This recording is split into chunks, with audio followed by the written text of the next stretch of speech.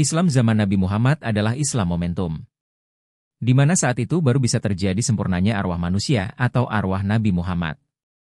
Yang biasa disebut sebagai arwahul muqaddasah yang kamil mukamil lagi holis muhlisin.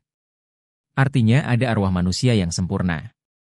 Maka terjadi perubahan besar-besaran pada fase agama di masa itu.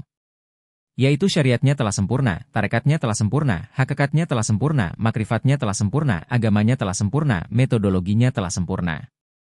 Karena syariatnya telah sempurna, maka tidak ada syariat yang baru lagi. Tidak ada sebutan nabi lagi, tidak ada sebutan rasul lagi. Dan agama menjadi rahmatan lil alamin. Dan beliau sampaikan bahwa besertalah dengan Allah jika belum bisa beserta dengan Allah maka besertalah dengan orang yang telah beserta dengan Allah. Kalimat di atas sering kita dengar tapi jarang yang paham akan maknanya, kalau digambarkan secara matematikanya seperti ini. Allah sama dengan orang yang telah beserta dengan Allah. Allah sama dengan manusia, yang ruhaninya telah berkekalan dengan Allah. Allah sangat rahasia di alam rahasia yang tak terhingga, jika kita telah beserta dengan orang yang telah beserta dengan Allah, maka nilainya akan sama persis dengan beserta Allah. Adaptasi dengan orang itu akan mengantarkan kita beradaptasi mengenal Allah. Maka cara untuk mengenal Allah yang paling mudah adalah mengenal manusia itu, karena Allah ada di baliknya manusia itu.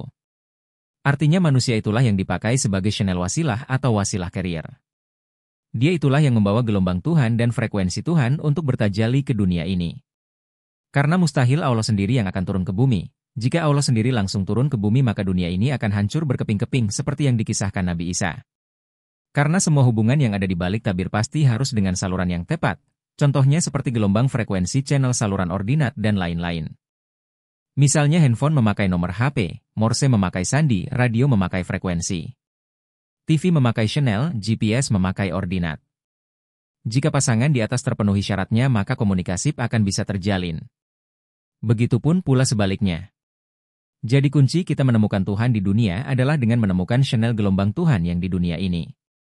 Yang itu disebut di Al-Maidah 35 sebagai wasilah atau channel, atau saluran atau tali penghantar atau tali penghubung.